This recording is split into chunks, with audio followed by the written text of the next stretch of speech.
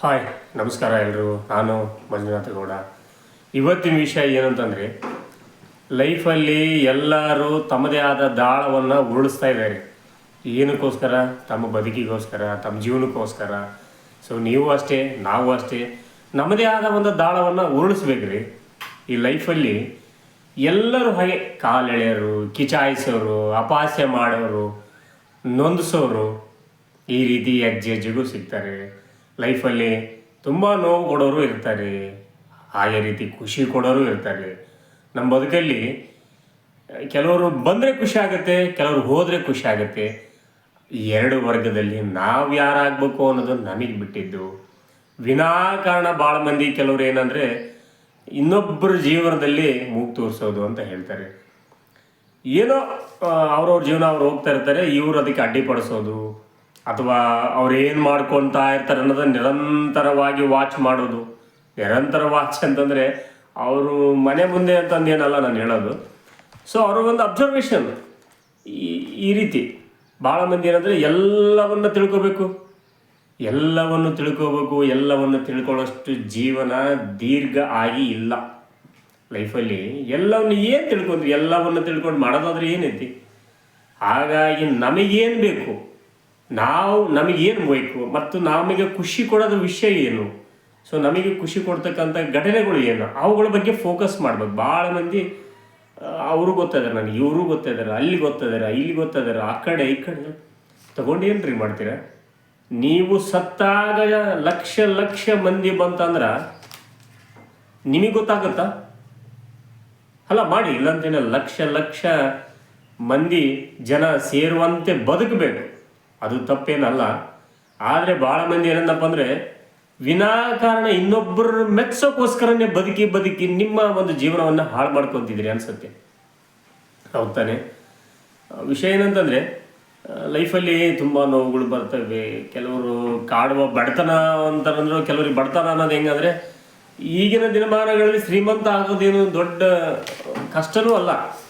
ಯಾಕಂದರೆ ಸಾಕಷ್ಟು ಹಣಕಾಸಿನ ವ್ಯವಹಾರ ಮಾಡಲಿಕ್ಕೆ ಬ್ಯಾಂಕ್ಗಳು, ಕಿರು ಫೈನಾನ್ಸ್ಗಳು, ಹಣಕಾಸಿನ ಮೂಲಗಳು ದಂಡಿಯಾಗಿವೆ. ಹಾಗಾಗಿ ಶ್ರೀಮಂತಿಕೆಯನ್ನು ಸ್ವಲ್ಪ ನಿಧಾನವಾಗಿ ಹತ್ಕೊಂತ ಹೋಗ್ಬೋದು ಮೆಟ್ಟಿಲನ್ನು. ಬಟ್ ಏನಂದಪ್ಪ ಅಂದರೆ ಹತ್ತಕ್ಕೆ ಮನಸ್ಸೈತಿ, ಪ್ರಯತ್ನನೇ ಇಲ್ಲ ಅಂತಂದರೆ ಲೈಫಲ್ಲಿ ಏನು ಬರುತ್ತೆ? ವೀಕ್ಷಕರೇ, ವಿಷಯ ಏನಂತಂದರೆ ಭಾಳಷ್ಟು ಮಂದಿ ನಮ್ಮಲ್ಲಿ ಏನಂದಪ್ಪ ಅಂದರೆ ಒಂದು ಕೀಳರಿಮೆ, ಆತಂಕ, ಅವ್ರ ಮಟ್ಟಕ್ಕೆ ನಾನಿಲ್ಲ ಅನ್ನೋ ಒಂದು ಚಿಂತೆ, ಭಯ ಸದಾ ನಮ್ಮನ್ನು ಈ ವಾತಾವರಣ ಅಂತಾರಲ್ಲ, ಎನ್ವೈರನ್ಮೆಂಟ್, ನಾವಿರುವ ಪರಿಸರ. ಸೊ ಸಿನಿಮಾದಲ್ಲಿ ನೋಡ್ತಿರ್ತೀವಿ, ಕಾಶ್ಮೀರ ಎಷ್ಟು ಚಂದ, ಮರಗಿಡಗಳು, ಐಸ್ ಗುಡ್ಡಗಳು, ಹಸಿರು ಕಿರುದಾರಿಗಳು, ಅರಳಿದ ಹೂಗಳ ರಾಶಿ, ಈ ಥರ ನೋಡ್ತಾ ಇದ್ದಪ್ಪ ಅಂದರೆ ಫಿಲ್ಮಿ ಸ್ಟೈಲಲ್ಲಿ. ಸೊ ನಮ್ಮ ಮನೆಯಲ್ಲಿ, ನಮ್ಮ ವಾತಾವರಣದಲ್ಲಿ, ನಮ್ಮ ಊರಲ್ಲಿ ನಾವು ಅದನ್ನು ಎಕ್ಸ್ಪೆಕ್ಟ್ ಮಾಡ್ಕೊತಿರ್ತೀವಿ. ಬಟ್ ಏನಂದಪ್ಪ ಅಂದ್ರೆ ನನ್ನಿಂದ ಒಬ್ಬನಿಂದ ಯಾವ್ದು ತಾನ್ರಿ ಸಾಧ್ಯ ಆಗತ್ತೆ ಅನ್ನೋದನ್ನು ಅಂದ್ಕೊಂಡು ಅಲ್ಲಿ ಸುಮ್ಮನಾಗ್ಬಿಡೋದು.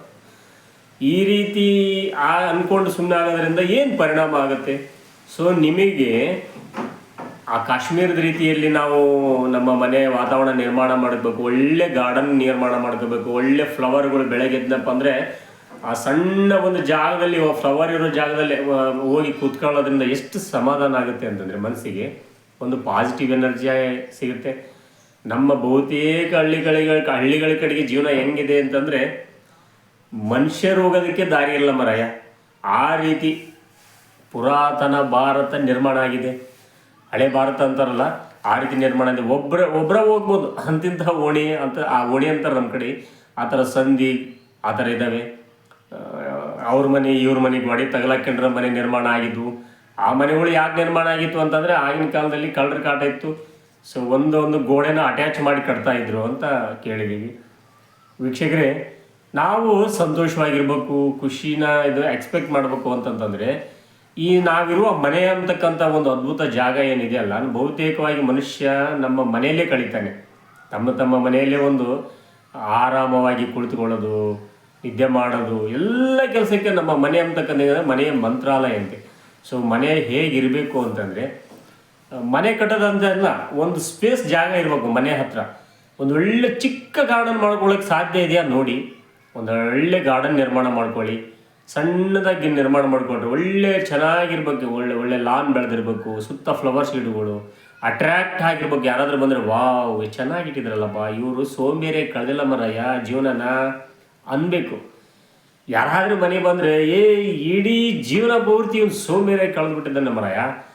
ಅವ್ನ ಮನೆ ಹತ್ರ ನೋಡು ಹೆಂಗೆ ಇಟ್ಕೊಂಡ ಗುಜ್ರಿ ಇಟ್ಕೊಂಡಂಗೆ ಇಟ್ಕೊಂಡಿದ್ದಾನೆ. ಆದರೆ ಹೊರಗೆ ನೋಡಿದ್ರೆ ಒಳ್ಳೆ ದೊಡ್ಡ ಲೀಡ್ರ್ ಥರ ಆಗಿ ಮೆರಿತಾ ಫೋಸ್ ಕೊಡ್ತಾ ಇದೆ ಇನ್ಸ್ಟಾಗ್ರಾಮ್ನಲ್ಲಿ, ಫೇಸ್ಬುಕ್ಕಲ್ಲಿ ಅಂತಾರೆ. ಹಾಗೆ ಅನ್ಸ್ಕೋಬೇಡಿ.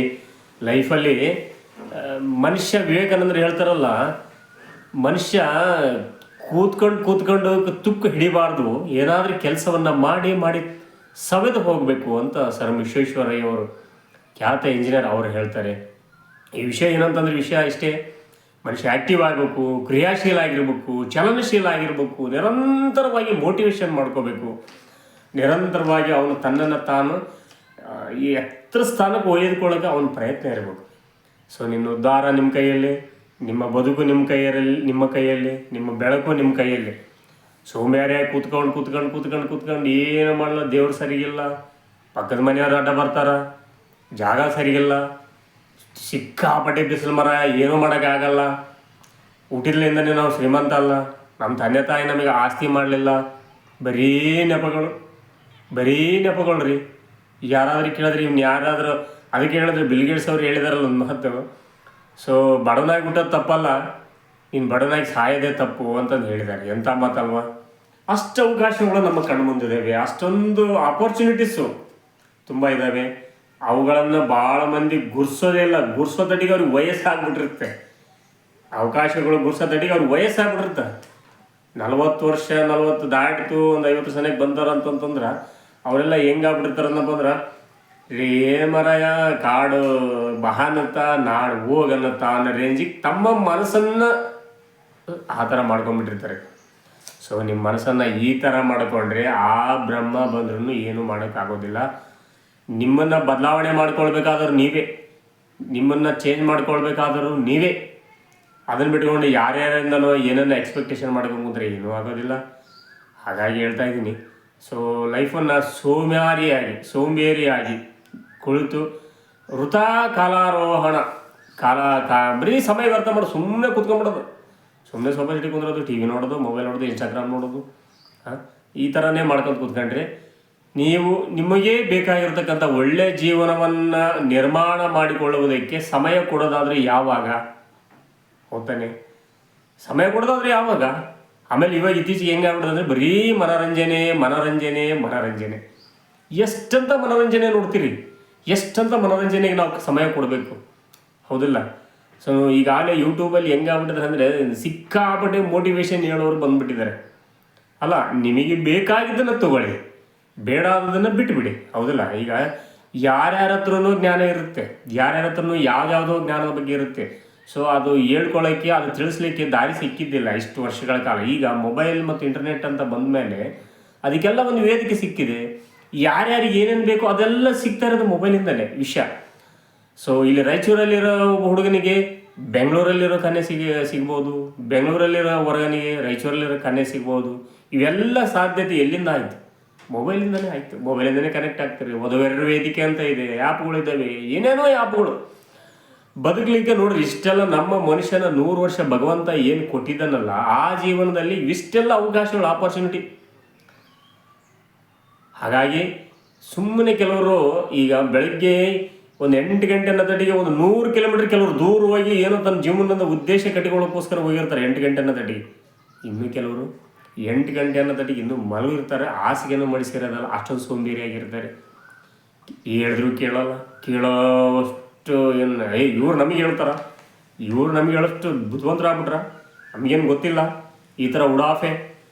ಒಂದು ನೀವು ಬದಲಾವಣೆ ಆಗ್ಬೇಕಂದ್ರೆ ನೀವು ಜಾಣರಿರ್ಬೇಕು, ಬುದ್ಧಿವಂತರು ಇರ್ಬೇಕು ಅನ್ನೋದನ್ನ ಜನ ಹೇಳ್ಬೇಕ್ರಿ, ನೀವು ಹೇಳೋದಲ್ಲ, ಜನ ಹೇಳ್ಬೇಕು ನೀವು ಎಂಥ ಬುದ್ಧಿವಂತರಿದ್ದೀರಿ, ಎಂಥ ಜಾಣರಿದ್ದೀರಿ ಅಂತ.